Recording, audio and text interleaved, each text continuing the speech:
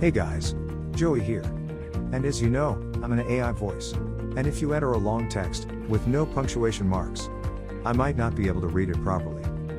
So please try to add more punctuation marks in your text. Let me quickly show you an example.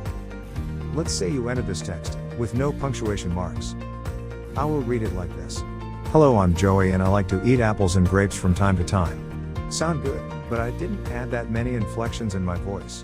Now let's say you add punctuation marks like commas, exclamation marks, suspension points. Even if normally you wouldn't need to add them following the normal grammar rules. So let's hear how the new text sounds. Hello, I'm Joey, and I like to eat apples and grapes from time to time. Much better, right? So please try to add more punctuation marks and experiment with them. And I guarantee, I will speak your text way better.